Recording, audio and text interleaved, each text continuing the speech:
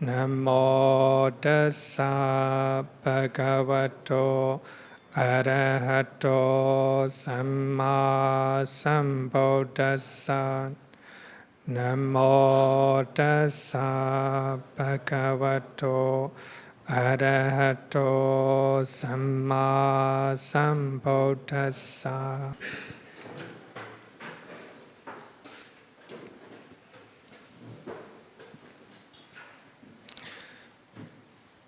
Last week we talked about what is meditation.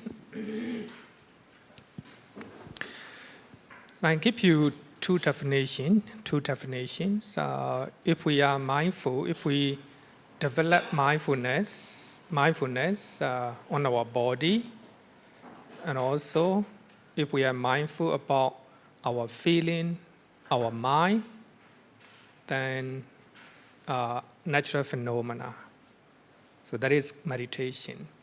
So meditation means developing mindfulness. So when we are aware of what we are doing with our body, also meditation, right? Even right now, so we are using our body. So I'm using my mouth, you are using your ear, right? So if you develop mindfulness, cultivate mindfulness, that's meditation. That's meditation. Similarly, whatever you do, cooking, walking, lying down, standing, etc., talking, right? Drinking, eating, everything. So if you cultivate mindfulness, that's meditation. That's meditation. So that will be a simple way to understand what meditation is, right? The second method is if you cultivate serenity, samatha, serenity means samatha, and insight means vipassana. So if you cultivate serenity and insight, that's meditation, right? So this is the most popular one, the most popular definition. So today we will explain two types of meditation. That is samatha and vipassana, right? Samatha and vipassana. So I will use 3 sutta from Anguttara Nikaya. So under the name of Samadhi, Patama Samadhi Sutta, Dutiya Samadhi Sutta, and Tatiya Samadhi Sutta. So this definition about samatha and vipassana is from Pali Canon, not my own explanation. From the Pali Canon, the original text. So in that sutta, so the Buddha used some of the explanation when he talk about samatha and vipassana. Samatha is described as the internal serenity of the mind. Ichata Cheto Samatha. Internal serenity of the mind. That is samatha. We can call it stillness of the mind. Stillness of the mind. If your mind is still and serene and calm while you are contemplating one thing, that's samatha, right? That's samatha. So therefore, when you are chanting, if you focus on chanting, so ultimately you will have serenity of the mind, internal serenity of the mind. That's samatha. That's meditation, right? That's meditation. Here also, when you are learning the Dhamma, when you contemplate what I'm talking, so at the end of the lesson, you will have internal serenity. If your mind is going here and there, even though I'm explaining, if your mind is not focused on what I'm talking, then you will not have internal serenity of the mind, right? Internal serenity of the mind. So therefore, so samatha means stillness. Sometimes Bhikkhu body translated as serenity. Sometimes you will hear tranquility, right? Sometimes calmness. So wherever English usage you use, what you have to understand is internal serenity of the mind. When you're focusing on one thing, suppose if you are reciting the quality of the Buddha, Itipiso, Bhagava, Arahant, Samma, Sambuddha, etc. If you really focus on what you are chanting, if you really can focus on the quality of the Buddha, that is samatha. That's a samatha. Similarly, when you are reciting, when you are chanting, the quality of the virtue of the Dhamma and the virtue of the Sangha, at that particular moment, if you focus on what you are chanting, that's samatha. Because at the end of chanting, you will have internal calmness, internal serenity. That's called samatha. When you are practicing breathing meditation, you pay attention, you pay all your attention to breathing. When you are breathing in, you aware, you know that you are breathing in. When you are breathing out, you know that you are breathing out. Breathing in, breathing out. Breathing in and breathing out. Even though there are a lot of sounds and a lot of noise outside, you do not hear, you will not hear. At the end of your meditation, you will have internal serenity of the mind, calmness, right? Calmness. So that's samatha, up to that level, samatha, right? Then vipassana, later I will explain a little bit further. So what is vipassana? That's the Buddha description, The Buddha used all these terms. Vipassana is described as the higher wisdom or insight into phenomena.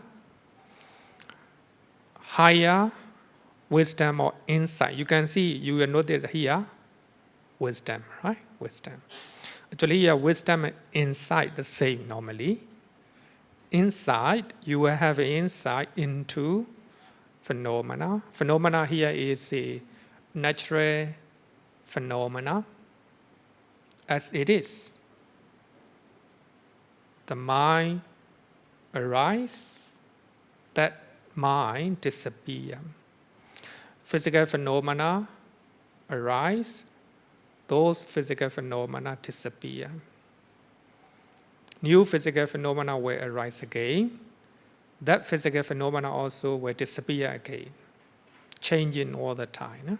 Changing all the time. Impermanent. We call it nature, impermanent. Changing nature of the mind and the body, that is called phenomena. In Pali, Dhamma. So Dhamma here is not a teaching, It is a natural phenomena. The natural phenomena of mind and body. In other words, the nature of mind and body. What is the nature of mind and body? Impermanent nature, right? Suffering and non-self, etc. So these are the natural phenomena. So when you have internal serenity of the mind, when you pay attention to your mind, when you pay attention to your physical body, you will have higher wisdom. What is higher wisdom? Insight into phenomena. So in Pali Canon, we have another usage the Buddha often use. Yatha Buddha Jnana Darsana. Yatha Buddha Jnana Darsana. The vision of the knowledge, the vision of things as they really are, or the knowledge of things as they really are. Here, things here me, mind and body, especially mind and body. Mind and body. In Bali, we call it nama rupa. Nama rupa. So that means, if you have an insight into phenomena, if you have wisdom to know the nature of nama rupa, that is called vipassana. Vipassana. So vipassana is wisdom. Samatha is concentration. Concentration. So here you can see that ceto, right? Ceto. Ceto means the mind. So the mind is liberated. The moment you have concentration, your mind is liberated from 5 hindrances. Defiling mind. The moment, so therefore we call it ceto vimoti. Ceto vimoti.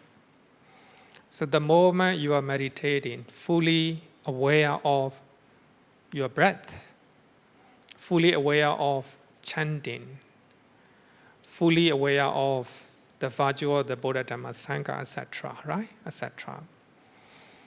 So your mind is concentrated. You will have internal serenity of the mind. That is samatha.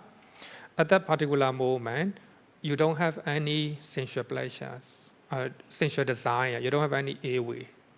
So you don't have any 5 hindrances in your mind. Your mind is clean. Your mind is liberated from negative mental state. So therefore we call it ceto vimoti. But when you practice vipassana, when you have insight into phenomena, your mind is, you are liberated from negative mental state by wisdom. You understand, even though your body is growing old, a lot of changes, bad changes in your body, right? Gray hair, wrinkle in your face, and pain here and there, right? That's the nature of the body. That's the nature of the body. So when you see that nature, that is insight into phenomena. That's vipassana. That's vipassana. So when you have wisdom or understanding of the nature of your body, then you fully accept it. Then you no longer have any depression or any disappointment in your mind because of bodily changes, right? Bodily changes. That is wisdom or understanding, right? So that understanding will make you free from negative mental state, like a disappointment, right? Disappointment, and also depression, etc. So that is insight or vipassana. That's very powerful, very powerful. We call it panya vimoti. Panya vimoti, liberation by wisdom. So you are liberated from negative mental state by wisdom, because of wisdom, right? Okay, so that is a samatha and vipassana in brief. So now I will explain what is samatha a little bit further.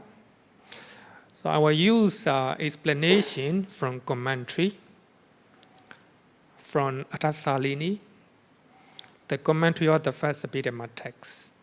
So this commentary explanation is in accordance with Aliyah Sutta. The commentary said, Kamit chanda deyo pachanika dhammi sametiti samato. Cause to still opposite phenomena such as sensual desire, airway, etc., etc. So that means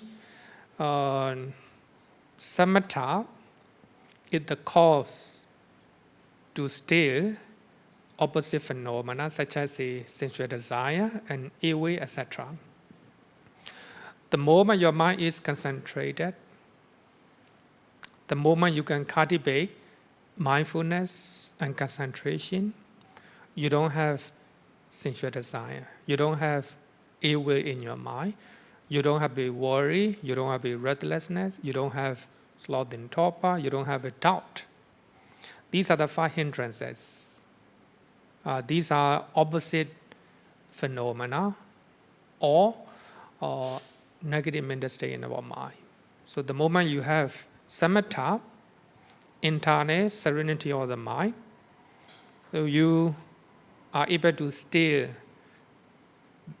opposite phenomena. In other words, you are able to stay 5 hindrances. 5 hindrances. Later we'll talk about 5 hindrances in detail because some of you may not know 5 hindrances. So here you can see the word samadhi samatha, cause to stay, cause to calm down, no?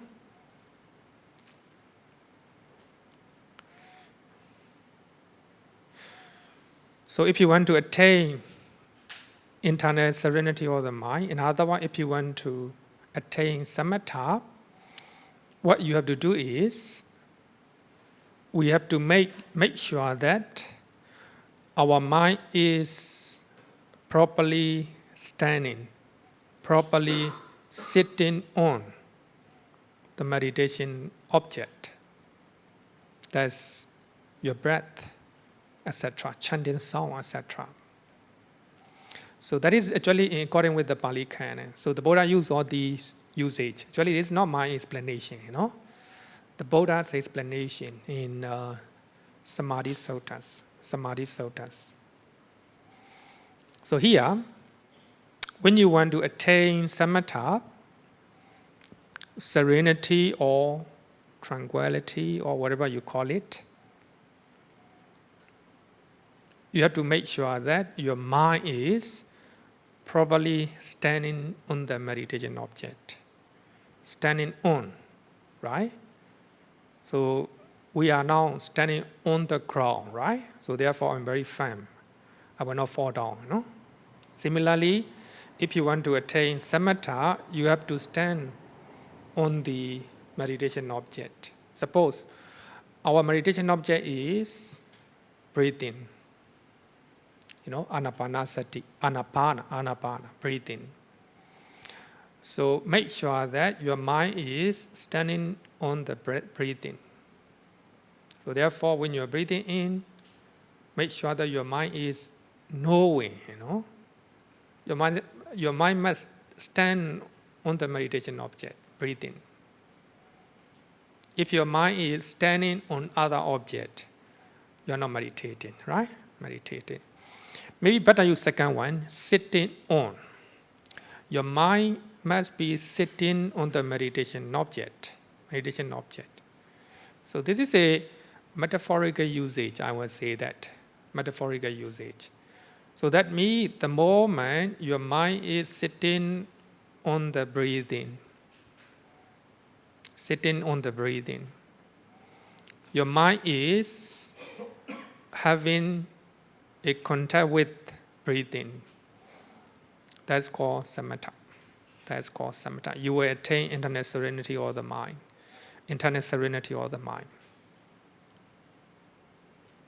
Sitting on breathing. And also imagine that you are attending puja in the shrine hall, chanting together.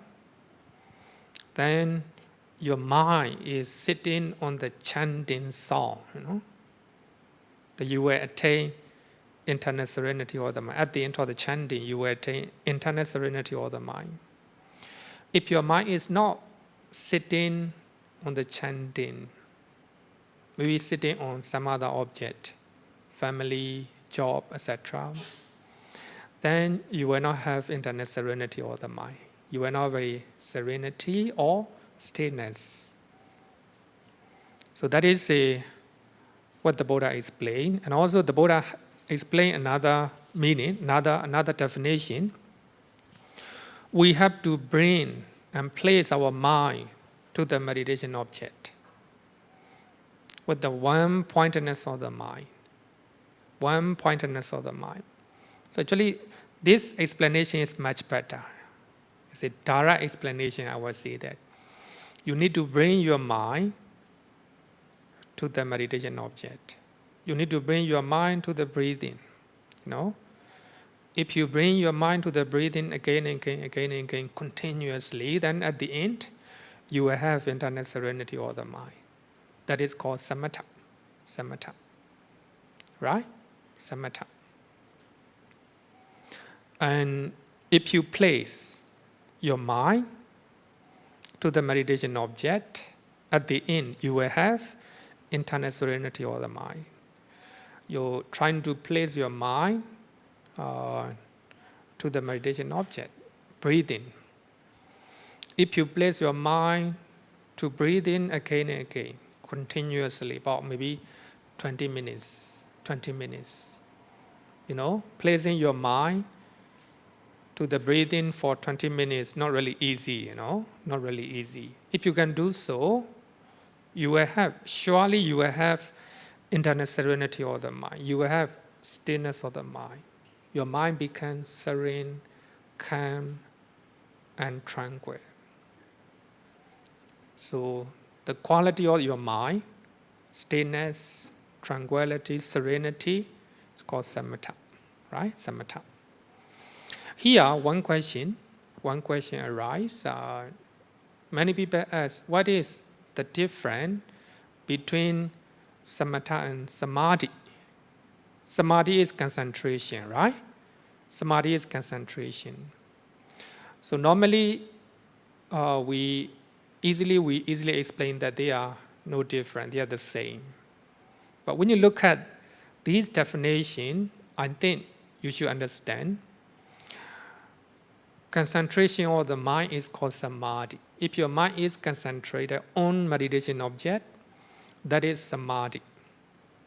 As a result of concentration, you will have internal serenity of the mind. Samatha is the result of samadhi, concentration, right? So therefore, I think that is one thing to take note. Okay. Any question regarding with samatha? Okay.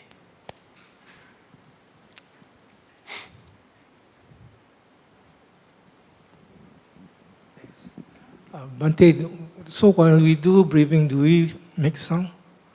Breathe in, breathe out with sound, or just silent breathing? Sorry? When we do breathing, do we breathe in and out with sound or just silent? Oh. Maybe there are two instructions. Some prefer, most of the people, most of the meditation master, they prefer to breathe in quieter. But there are a few meditation masters who will tell you to breathe in and breathe out loudly, by force. Maybe I think that at the beginning you need to make some effort to make long in-breath and out-breath so that you know it clearly, right? You know it clearly. But as you practice meditation longer time, you don't need to breathe loudly. You don't need to make much effort. So in-breath and out-breath become tranquilized, slower and slower. Settle and settle, yes. Maybe at the beginning, don't disturb other people by making a lot of noise, right? But if you are meditating alone, okay, you can give it a try. You can give it a try. In Myanmar, we have one famous meditation method. They will make you breathe, with so much effort. Like that, like that. So in that way, at the beginning, of course, it will help you a lot. Your mind will not go out, It easily focus on your breathing, right? You're busy with that breathing, in breath and out breath. That's a very good question. So if you are living alone, you can give it a try. So later I think you have to learn the nature of in-breath and out-breath. So when you have a deep concentration, you don't need to make a lot of effort. So your in-breath and out-breath become more and more subtler. Yeah, Bhante, for meditation, is it all right to count your breath? Counting our breath, right? Yeah, counting your breath. Somehow, if it gives us kind of focus and concentration. You mean breathing in and breathing out, number one, Yeah. right? Yes. Breathing in and breathing out, number two. Right? Yeah. Counting method is given in Visuddhimagga. Today the Buddha didn't talk about it. It's not a direct explanation of the Buddha. So it is recorded in Visuddhimagga. And also, of course, we use counting method. So when we have a difficulty to concentrate on our breath, we normally instruct counting method, because counting method will help you to control your mind. That means breathing in and breathing out 1, breathing in and breathing out 2, breathing in and breathing out 3, etc. until 8. Some people count 8 times until number 8. Then come back to number 1 again. Maybe halfway. Some people use until 10. Not more than 10. Not more than 10. Not less than 5. You can use any number. So when you reach, suppose number 8, your mind is not going anywhere. So you can pay attention to your breathing until number 8. Then come back to number 1 again, trying to count again. But if your mind is really focused, if you attain, if you can sustain, continuous mindfulness, you don't need to forget. You forget about counting method. Then you just pay attention to your breath as normal. Yes.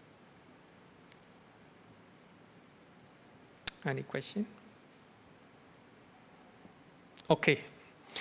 If no question, then we'll talk about another one, vipassana, because I think it is important to know about what is samatha and what is vipassana.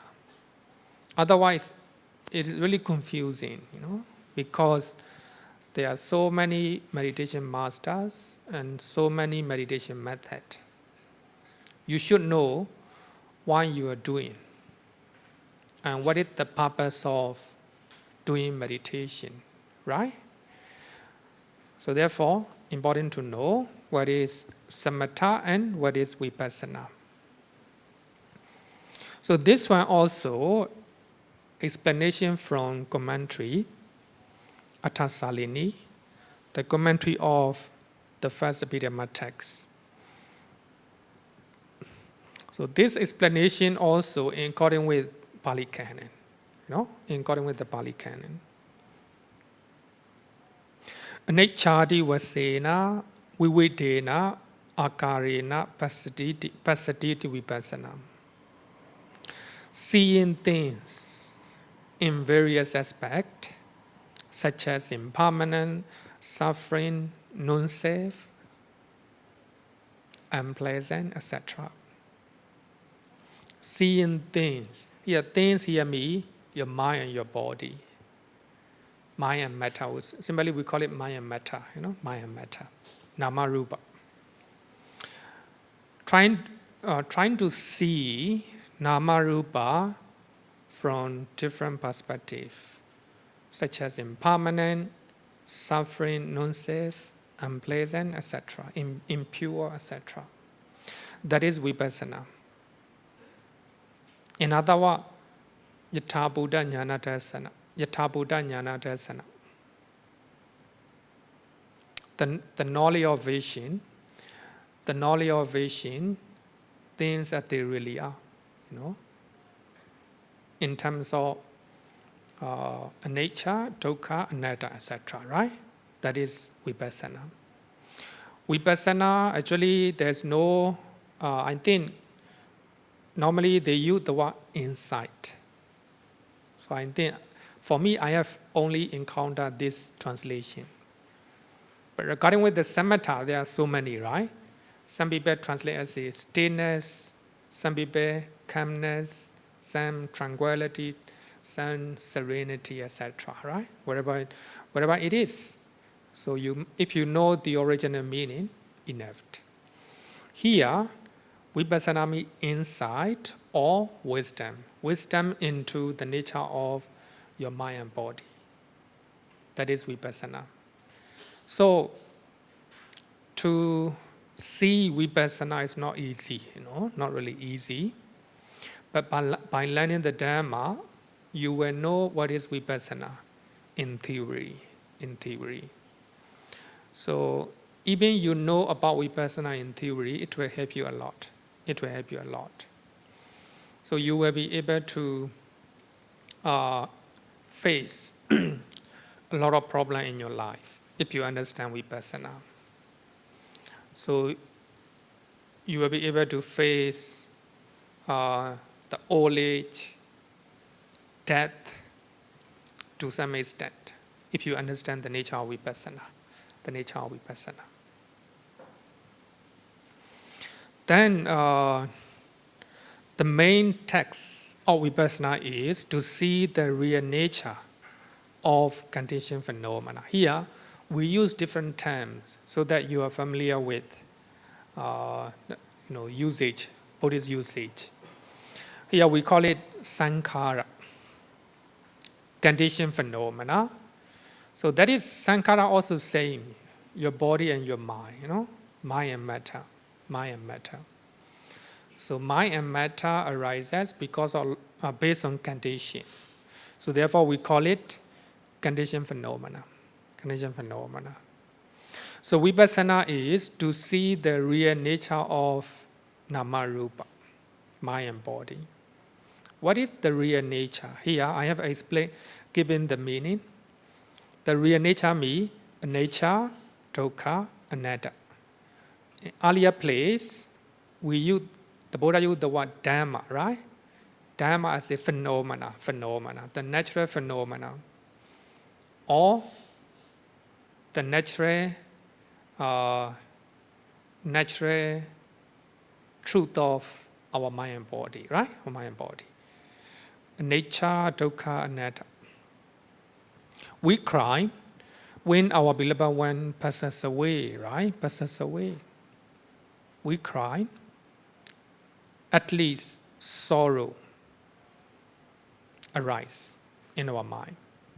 Sorrow, crying, depression, fear, all these are suffering, right? All these suffering arises because of not knowing the real nature of your mind and body, right? The real nature of the body of other people. So your beloved one passes away because he or she belongs to the body. The body is subject to a nature, impermanence. The body is changing. Therefore, he or she died. When you know the real nature of his or her body, no cry, no sorrow, no pain in your mind. Because you accept the real nature of the body, right? The real nature of the body. Some people change their mind to you, maybe sometime in earlier time, they may like you, but later they don't like you. Changing, right? You know the changing nature of the mind. So if you know this nature, then you have less suffering. You have understanding, right? So that is a vipassana. So the main text of vipassana is to see the real nature of the mind and body. technically we use the word sankhara, conditioned phenomena. So the main purpose of vipassana, practicing vipassana, is to eradicate the cause of suffering. The cause of suffering. When you have vipassana, or when you have an insight or understanding about your mind and body, the nature of your mind and body, then you don't have any suffering, right? You don't have any suffering in your mind because you don't have the cause of suffering. The cause of suffering is three types of craving. Three types of craving. Craving for sensual pleasures, craving for existence, craving for non-existence. So when you eradicate the cause of suffering in your mind, you will not have any suffering. All your suffering will be ceased. That is called cessation of suffering. Dukkha Nidora, right? Dukkha Nidora in the Four Noble Truths. In the Four Noble Truths. So thereby, one gains liberation from all type of suffering. When you don't have any craving in your mind, then your mind will be liberated from any type of suffering. Even though your beloved one died, you are not suffering mentally. You don't have any sorrow, lamentation. You're not crying because you don't have a craving for your beloved one. You love your beloved one, but you don't crave for him or her, because you know the nature of body and mind, right? Body and mind. So therefore, the main purpose is to remove your suffering. That is vipassana. That is vipassana. Vipassana is wisdom or understanding about your mind and body, the nature of your mind and body, right? So therefore, if you want to have vipassana, you need to cultivate samatha. Without samatha, you cannot attain vipassana. No? Vipassana. There is two extremes in meditation method. Some meditation method, they largely focus on samatha. And they pay less attention to vipassana. And some meditation method, they pay much attention to vipassana. They forget about samatha. The Buddha said actually it's not in accordance with the Buddhist idea. When you look at Samadhi Sutta from Anguttara Nikaya, Sutta number 92, 93, 94, Chapter 3, Anguttara Nikaya, you will know the Buddha advice. So the Buddha trying you to attain both quality, samatha and vipassana, right? Samatha and vipassana. Okay, any question? Up to what is regarding with the samatha or vipassana? Okay. No question, then let's talk about jhana consciousness. Now we are going to learn jhana consciousness. You can look at CMA page number 52. We are going to learn 27 jhana consciousness. Jhana chetas. 27 jhana chetas. 27 jhana chetas are called Mahagata in Pali, which means the exalted chetas. So those chetas can be attained by only great people, not normal people. Mahagata.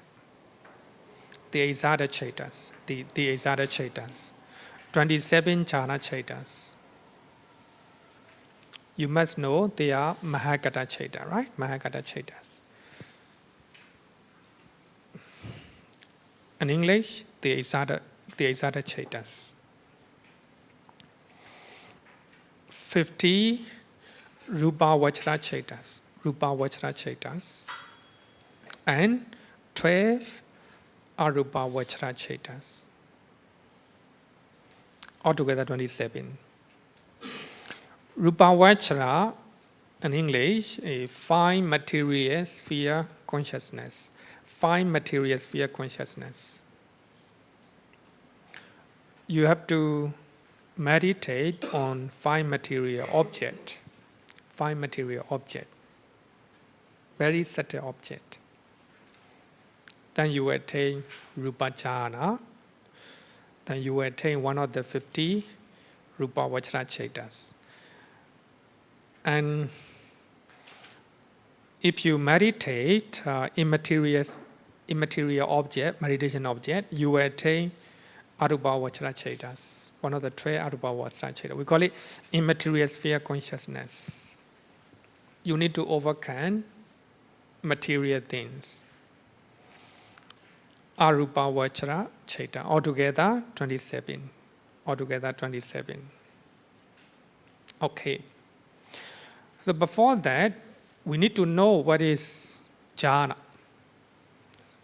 The definition of jhana also important to know, because when you go to meditation center, you will hear jhana, jhana, jhana, right? So what is the definition of jhana?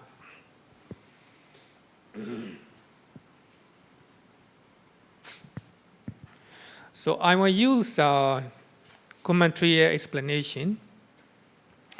The commentary usually define the definition of jhana in two ways. Number one, closely contemplating an object. Number one, closely contemplating an object. That's jhana. That's jhana. Now you closely contemplate on what I'm in talking, my explanation. That's also jhana. Jhana. Then you watch a movie, you enjoy it, you closely contemplate on movie, right? That's also jhana. That's also jhana. So this definition has two meanings, negative connotation and positive one. Number one, this explanation has a two definition. Jhana can be both negative definition, connotation, and positive one. Because when you hear the word jhana, you always think it is positive, right? It's higher mental quality, the quality of the mind. You normally think that, right? No. In one of the sutta in Majjhima Nikaya, we call it Cakkapala Sutta. Cakkapala Sutta. Actually, I forgot the name of the sutta, the number of the sutta from Majjhima Nikaya. So in that sutta, Osakara, the Prime Minister of Magadha, asked the question to Venerable Ananda. And he asked, all jhanas are good. The Buddha praised any type of jhana. Then Venerable Ananda said, no, the Buddha do not praise any type of jhana. Jhana here means closely contemplating an object. So when you are young, you have a very big fighting with your friend, one of your classmates. Normally that memory will not dwindle away, right? Will not disappear in your mind, in your memory. Whenever you recall it, it appears in your mind, right? It appears in your mind. Then even you grow old, whenever you see that person, that incident, fighting when you are young, appear in your mind, right? So that means you closely contemplate on an incident of fighting with your classmate. Closely contemplating, fighting with your classmate. That's jhana. That's a jhana, right? Then you close your eye, then you listen to music. The music is really soothing. You enjoy it. Your mind closely contemplating on music, right? We call it sensual pleasures, sensual desire, sensual desire. Then you watch movie, etc., right? So regarding with the sensual pleasures, your mind is closely contemplating on that object. That's also jhana, according to Venerable Ananda. Venerable Ananda.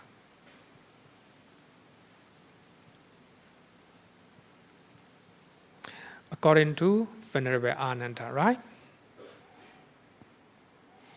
So wherever actually, when you are contemplating on sensual pleasures,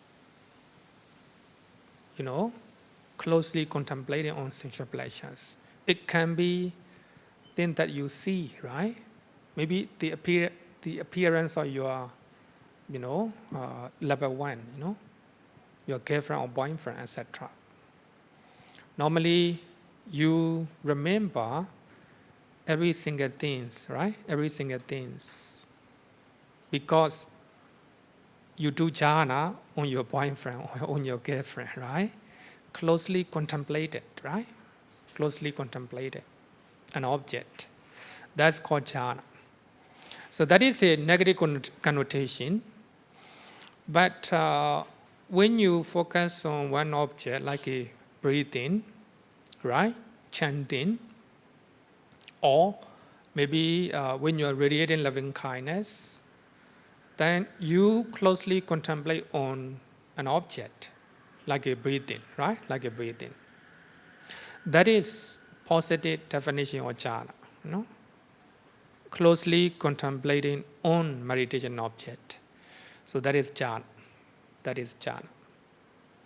Of course, technically, the moment you attain rupa jhana, arupa jhana, we call it jhana, right?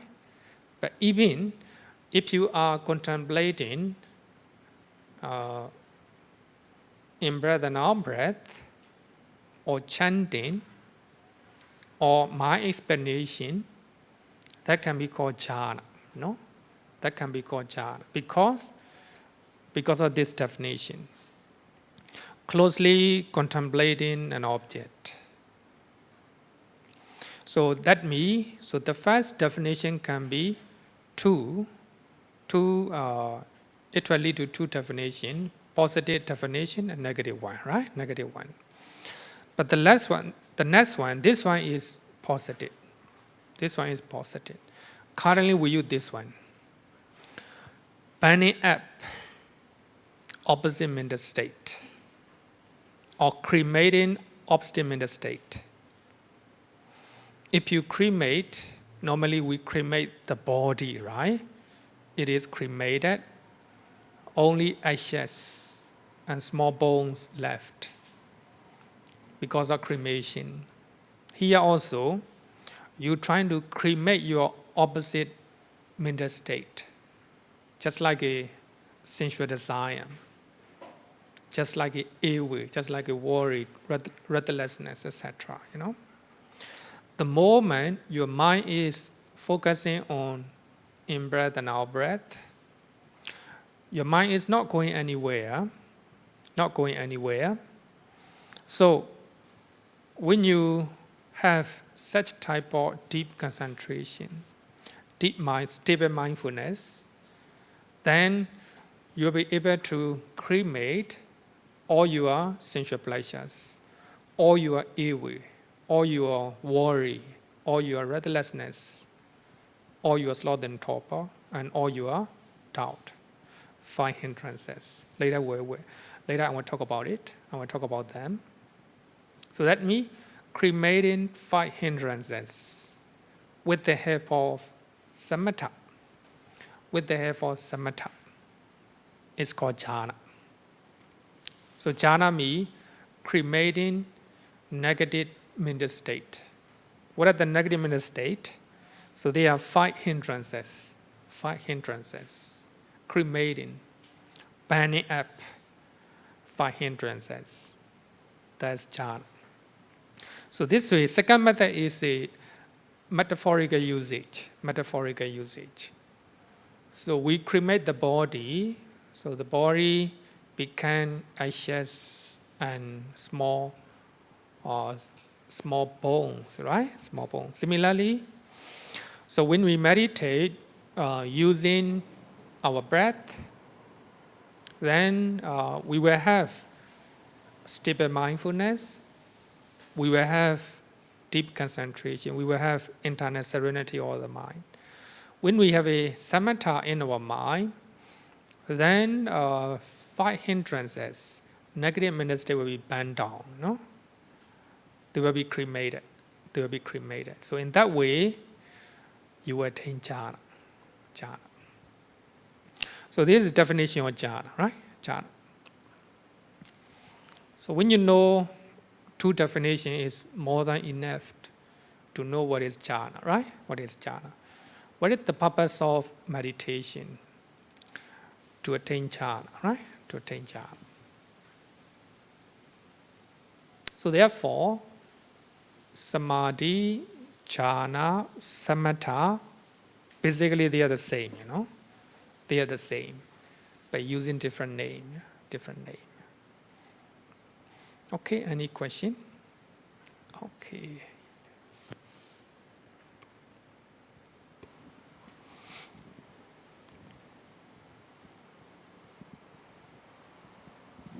Bhante, is it true that before we achieve the jhana state, we must experience the nimitta first? Maybe and then I will answer in later part. Nimitta means just it is a meditation object. Then in that case, is nimitta a learning sign or a counterpart sign? Learning sign and counterpart sign. Maybe later we will have to learn. When I will explain how we can attain the first jhana, how we can attain second jhana. So by the time you will know learning sign and counterpart, nimitta, etc. Because if I explain right now, it will take long time.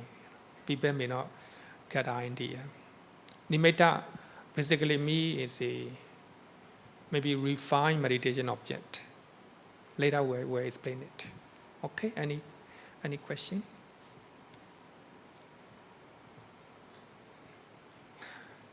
No question, then we'll talk about 5 hindrances, nivadana. If you want to know about meditation, you need to know 5 hindrances. If you want to know what is jhana, you need to know 5 hindrances, right? As I earlier said that, if you can cremate 5 hindrances, you will attain jhana. You will attain jhana. So that is a definition of jhana. 5 hindrances, we call it nivadana.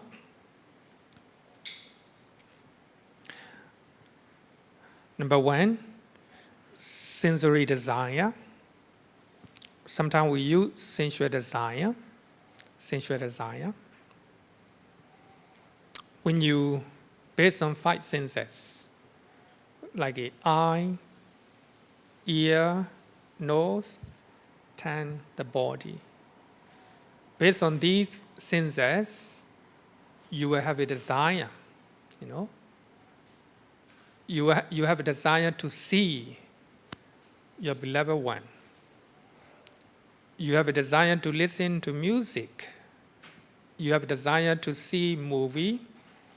You have a desire to get a good smell, perfume, etc. You have a desire to eat a good food. You have a desire to have a physical touch, tactile object. That is a sensory desire. Even you close your eye, you want to see your beloved one. That's also sensory desire. Even though you sit down in the class, you have desire to eat delicious food. That's a sensory desire, right? That desire arises in your mind. That's a sensory desire. So the moment you attain jhana, you don't have this one. You don't have sensory desire, no? Number 2 is airway. Vyapada. This is a type of dosa, type of hatred. Because hatred, anger is very, very rough, very rough. But in the jhana level, so the Buddha used the word vyapada, airway, airway. It's a type of dosa, of course, a type of dosa. We have a lot of airway in our mind, right? About a people, about a person, a place, about something, right? Airway in our mind. Even we are meditating, we have a lot of pains in our body, right? The airway arises. Then sloth and torpor is quite natural. Even you sleep long hour last night in the classroom, you still have a sloth and torpor. Sometimes, right? Sometimes, if the lesson is boring, then sloth and torpor will arise. Sloth and torpor also one of the hindrances. When you have a sloth and torpor, you cannot attain jhana. You cannot attain jhana. Then when you have a restlessness in your mind, when you have a worry in your mind, then you cannot attain jhana. So all these will be explained, the second chapter in detail. But later I will explain a little bit further. Next one is doubt. Especially doubt about triple gem, Doubt about triple gem. Doubt about the Dhamma, especially the Dhamma. Some people can sit down for 3 hours. You doubt about it, right? Some people can sit down 10 hours. You doubt about it, no? Some people focus on in-breath and out-breath for 1 hour. You doubt about it because you haven't attained yet, right? Especially beginners, meditators have a lot of doubt about the Dhamma, The Dhamma. So you need to overcome doubt. Of course, the moment you attain jhana, you don't have any doubt about Dhamma. Especially you don't have any doubt about jhana. So these are the 5 hindrances in our mind. So when you can cremate all these 5 hindrances, then you attain jhana. If you want to know what is 5 hindrances, I have given some of the pages. CMA, page number 267. Handbook of Abhidhamma Study, volume 3, page number 14. And Theravada Abhidhamma, written by Sri Lankan Abhidhamma, 8th part.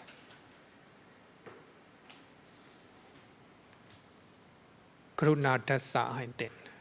Sorry that I forgot his name. Theravada Abhidhamma, page number 97. So you can get the definition of 5 hindrances. Okay, so then I will quote, I will explain the definition of Nivarana according to the suttas.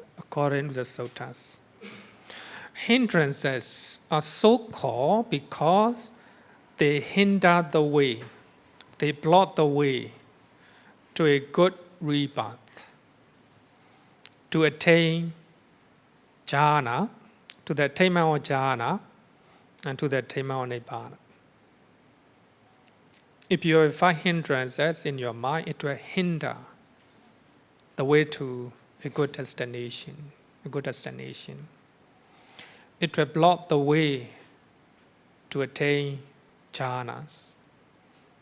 Also, it will block the way to attain Nibbana. So therefore we call it Nivarana means hindrances or blocking stones. Blockage. If there is a blockage in the drain, the water cannot go.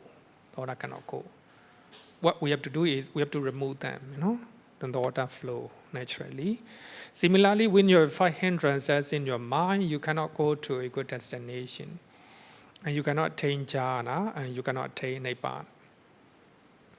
In the Sutta Pitaka, only 5 hindrances are stated. 5 hindrances are stated. In the Abhidhamma Pitaka, ignorance is added as the 6th hindrance. There's one thing to know. Most of the time, you will hear 5 hindrances. But in the Bdmv, in the chapter 6, you will have to learn 6 hindrances. So that means avijja is added as a ignorance, one of the ignorance. So here, for those who want to write, academic writing, or those who want to learn, those who want to become a teachers, then you can look at this one. So I have the place where the 6 hindrances are mentioned. Dhamma Singani, BTS, Palita Society page 204. So this is the place where 6 hindrances are mentioned. In the suttas, you will see only 5 hindrances, right? So avijja is not added, not counted as a hindrances. Okay. So in one of the sutta that talk about 5 hindrances, it's very interesting. Singarawa Sutta from Anguttara Nikaya, chapter 5, sutta number 193. Many sutta mention that 5 hindrances define the purity and serenity of the mind. When you have 5 hindrances in your mind, you will lose serenity of the mind. And 5 hindrances weaken the wisdom or insight. So this is a general explanation about 5 hindrances in the suttas. Chittaso upakilesa panyaya doblikarana. So these 2 definitions are mentioned in many of the many suttas. Hindrances will define the purity of the mind and serenity of the mind. Suppose you are doing meditation at home. The neighborhood, the house next to you, and play the music loudly. How you will feel it? Anger, iwi, irritation will arise, right? So that anger, irritation, another word we call it iwi, vyapara, will define serenity of your mind, right? So therefore, iwi is one of the 5 hindrances. You are meditating at home, then the taste of the food. Suppose last week you visit Malaysia just to eat durian. You go all the way to Malaysia just to enjoy durian. Very tasty. You eat until your stomach full, Then you attend that meditation session here. While you are meditating, the taste of the durian appear in your mind, right? The experience, eating the durian appear in your mind. Can you focus on your breathing? No, forget about your breathing. You are thinking about Malaysia trip, eating with your friend, talking each other, right? Enjoying scenery, etc. Sensual pleasures. So the moment sensual desire arises in your mind, the purity of your mind is gone. Serenity of your mind is destroyed. So therefore, 5 hindrances define the purity of the mind, serenity of the mind, and weaken the wisdom. It will weaken the wisdom. When you are angry, you do not know what to say, what to behave, So anger or ill will define, will weaken your understanding, your wisdom. We call it nivarana. So they hinder the mind from seeing one's own good, the good of others, and the good of both. That is mentioned in the Sutta, in Singharavada Sutta, not my explanation. I want you to read this Sutta to know about nivarana, the nature of nivarana. 5 hindrances are the major obstacles to the attainment of the jhana. So they will hinder the way to attain jhana, but ignorance is the major obstacles to the attainment to the arising of wisdom. In other words, to the arising of enlightenment.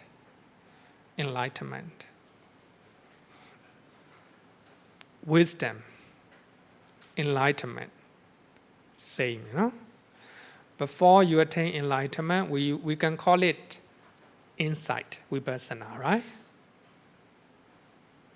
But the most powerful moment of vipassana is called enlightenment. What is enlightenment? Enlightenment is understanding Four Noble Truths. The moment you understand Four Noble Truths, you attain enlightenment. Enlightenment also another name for wisdom.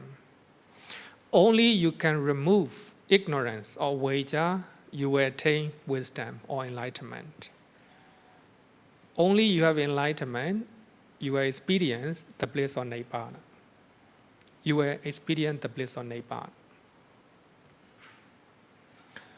So that means some people have a misunderstanding. Enlightenment and Nibbana they are the same. No, not the same. Enlightenment is seeing or understanding the Four Noble Truths. So if you understand Four Noble Truths, you will experience Nibbana. Nibbana cannot be seen with your eye, You cannot hear with your ear. Have to experience with your mind, with your mind. You will experience the bliss of Nibbana. The bliss of coolness, cool feeling. No more suffering. That's Nibbana. So therefore, in Abhidhamma, they say 6 hindrances. So that means, according to the suttas, ignorance is not added under the hindrances because hindrance is another one. I will say that, right?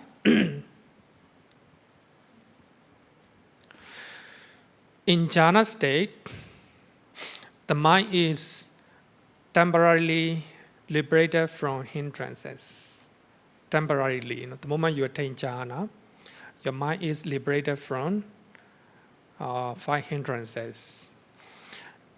In the path and fruition state, the moment you attain magga and phala, respective hindrances are uprooted once and for all.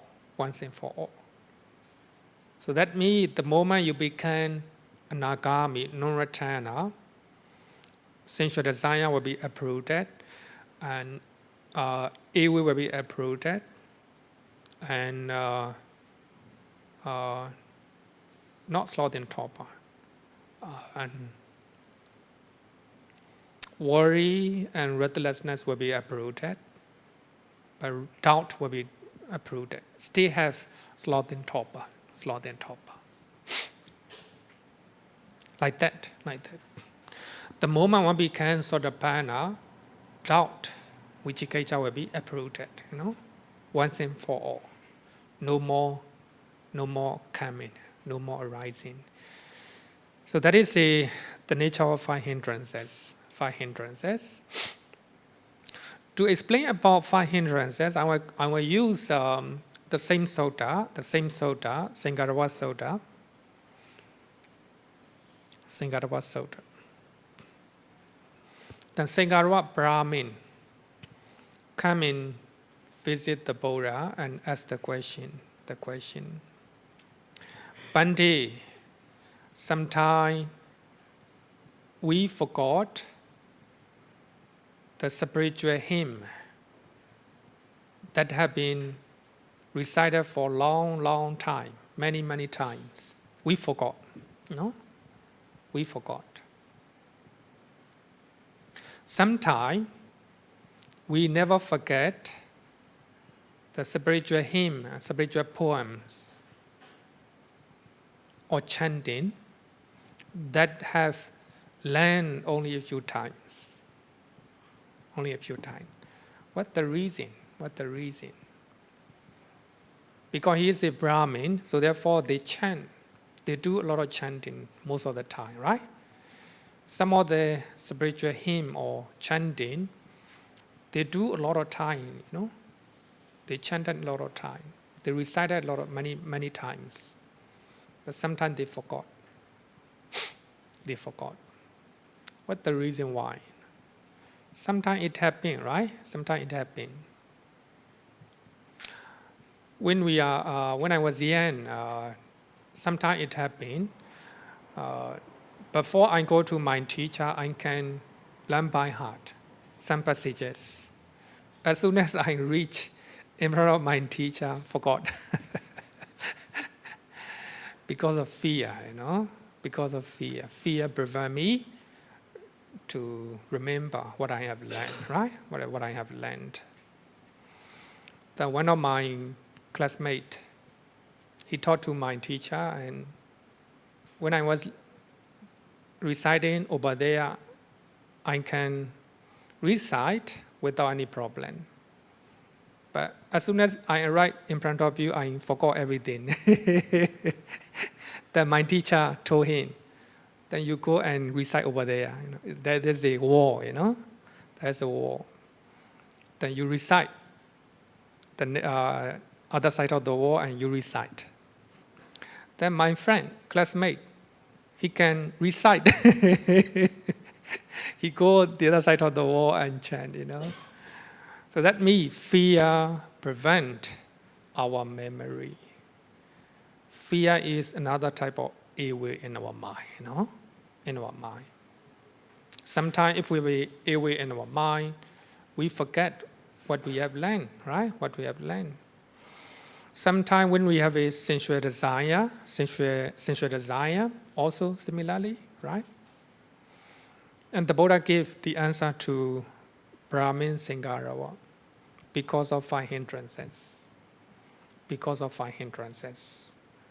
So some of the spiritual hymn, spiritual chanting, forget because of the five hindrances.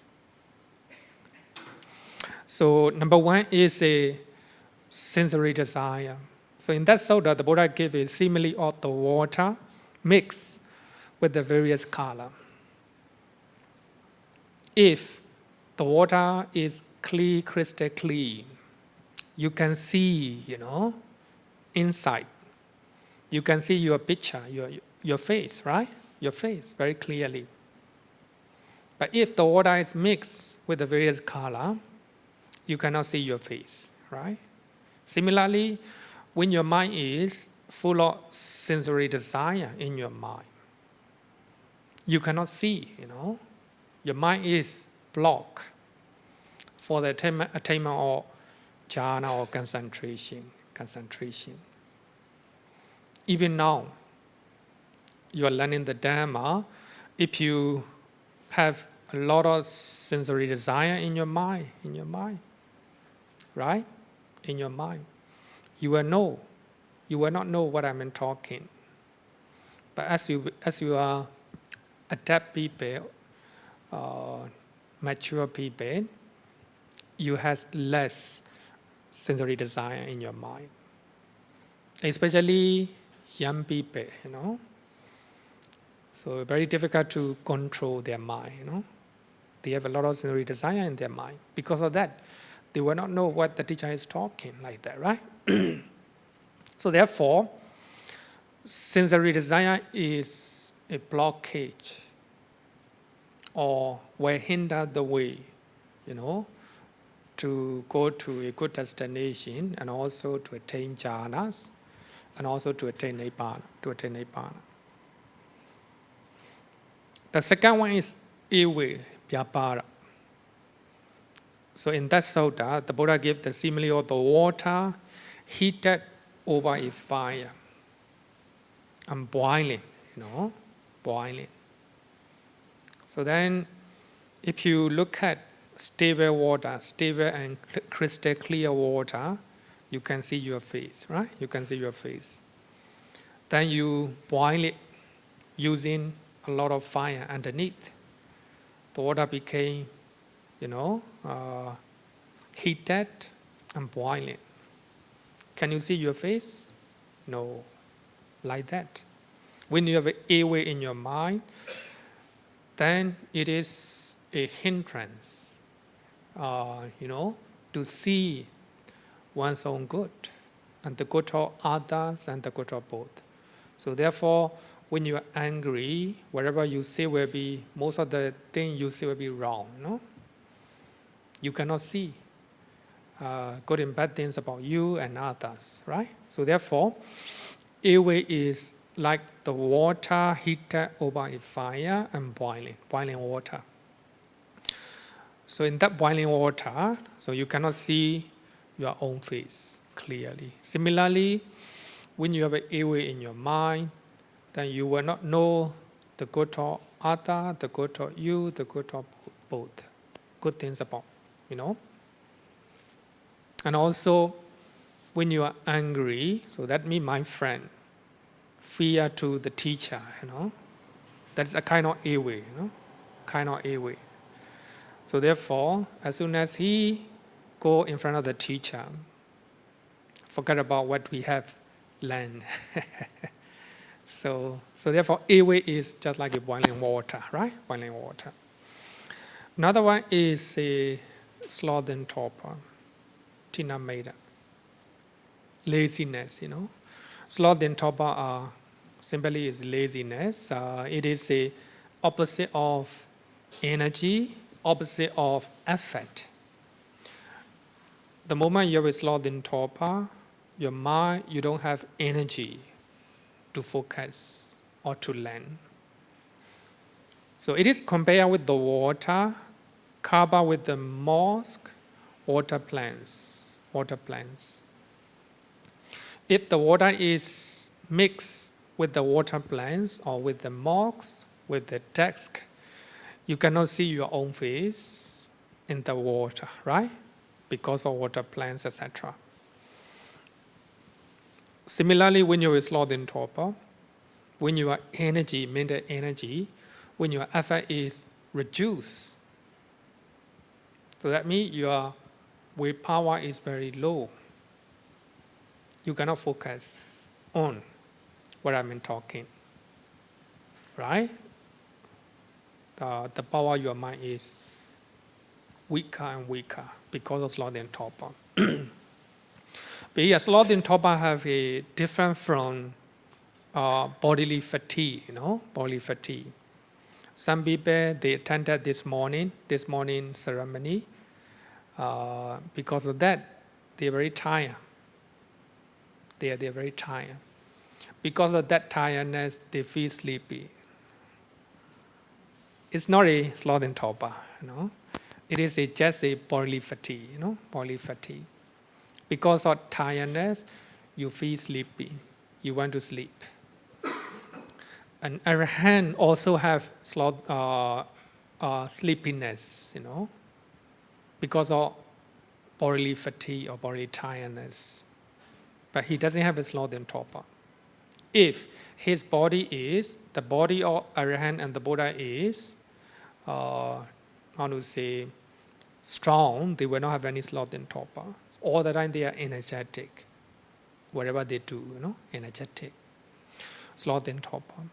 So here in meditation also, sloth and torpor are hindrances that will hinder you to attain jhana or concentration. So it is compared with the water, covered with water plant, etc. The next one is restlessness and worry.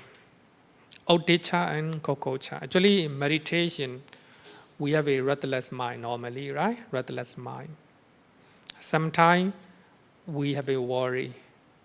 Worry about family, worry about job, worry about your beloved one, etc. Restlessness and worry, uddhacca and kokocha. When you have restlessness and worry, then your mind is blocked. Your mind is hindered, to attain deeper level of concentration, samadhi, and to attain jhana. When you have a uddhacca and kokocha, then you cannot attain nibbana. Right? It's a blocking stone.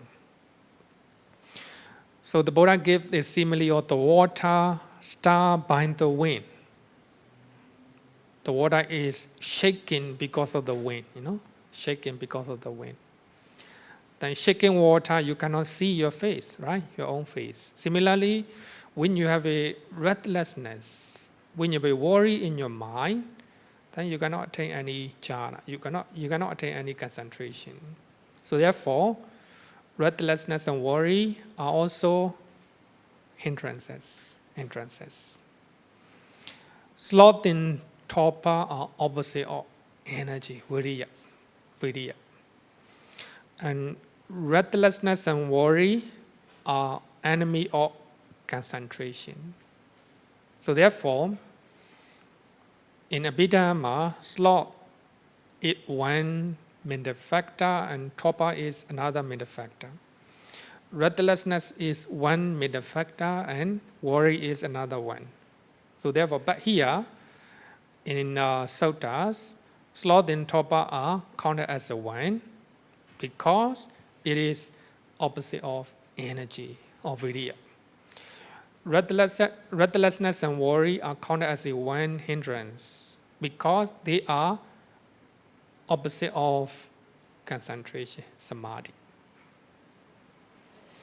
When you have a samadhi, you will not have a restless mind, you will not have a worry. Right? So the last one is doubt or vicikiccha. So here, doubt about the Dhamma, doubt about the Buddha who teach that Dhamma, doubt about the Sangha who realize what the Buddha taught. Especially we have a 8 area Sangha, right? 8 area Sangha. Many people have a doubt about Sotapanna, Sakadagami, Nagami, Arahant, right? Is there any Arahant in the world, right there, right? These are the doubt. Is there anyone who attained jhana? Doubt. Is it doubt, right? Doubt. So that means when you have a doubt about, the Dhamma or meditation method, or doubt about your meditation teachers, you cannot attain. So therefore, doubt also hindrance. So that means when you have a doubt about something, you have to ask. You have to listen to the Dhamma, and you have to discuss with your experienced one. So the Buddha gave a simile of the muddy water. No? You cannot see your own face in the muddy water. Muddy water. Likewise, when you have a doubt, vicikiccha, then you cannot attain any jhana. So therefore, doubt also one of the hindrance. One of the hindrance. So very beautiful sutta. So the Buddha explained 5 hindrances using beautiful simile. Okay, any question? Because 5 hindrances are connected with the jhana. When you can remove 5 hindrances, you attain jhana. When you can cremate 5 hindrances, you attain jhana. While you are meditating, we can answer to remove 5 hindrances, right? If you can remove 5 hindrances, you will have internal serenity of the mind, samatha. So therefore, jhana is samatha, not vipassana. No? Not vipassana. Okay, any question?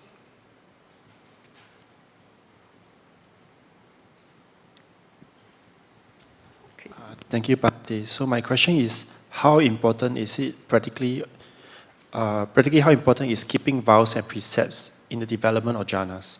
Because in some teachings, it says that vows and precepts are precursor or very important in order for one to attain concentration. Okay. We have a 7 stages of purification.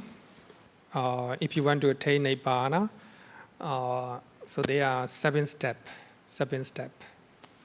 So purification here is the purity means Nibbana. So at the top level, your mind is pure. You don't have any negative mental state. That's Nibbana. So that's the highest one. And the first one is the purity of virtue, Sila Visuddhi. So other than using the word form, but I use the word Sila, morality, moral conduct. So suppose the one who is killing all the time and the one who is stealing the property of other people, the one who is engaging in sexual misconduct outside of their marriage, have a difficulty to meditate. So that means breaking sila is a hindrance or blocking the path to go to purity of the mind. So therefore, sila, but I use the word moral conduct or morality other than using form. Sila is important to keep our mind pure, right? So the next one is the purity of the mind. The purity of the mind is nothing but the purity from 5 hindrances.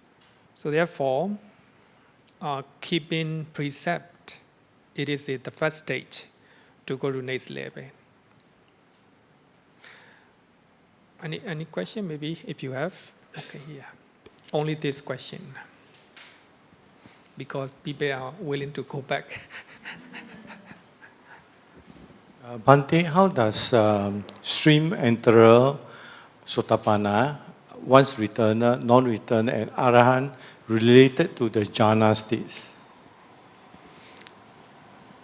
Actually, you are asking in advance. We have to learn. I will go to your question because the jhana and attainment of Sotapanna, Sakadagami, and Anagami Arahant connected. Suppose I will give you a short answer. Suppose you attain the first jhana and you're trying to contemplate after you emerge from the jhana, the first jhana, you're trying to contemplate the jhana factors during you attain jhana factors, how they arise, how they disappear. When you see that changing nature of your jhana factors, nature, then you realize the truth. You realize the nature of nature, then you become Sotapanna. So that means jhana is important. Jhana is samatha. Based on samatha, you practice vipassana. Then you become sotapanna, right? So therefore, becoming sotapanna is connected with the 5 jhanas. Some people may become sotapanna after practicing the first jhana. Some people practice vipassana in their jhana factor in the second jhana. Some people may become sotapanna after practicing vipassana in the 3rd jhana. Some 4th jhana, some the 5th jhana. So therefore, jhanas and magga and phala chetas are connected. So when you reach Lokottara Cheta, we will come to that in details. Okay, so thank you. Let's call it a day.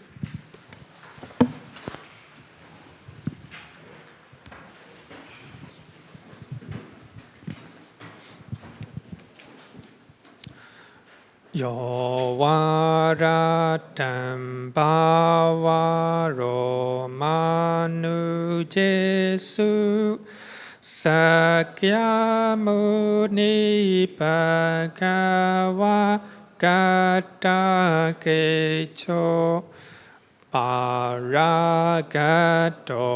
bala viriya samangi Dan sukatan saranata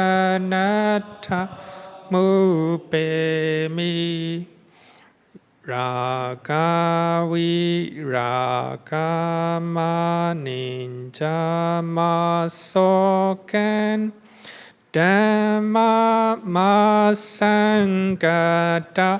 mapatikulan Madura mimam pakuna suvipadan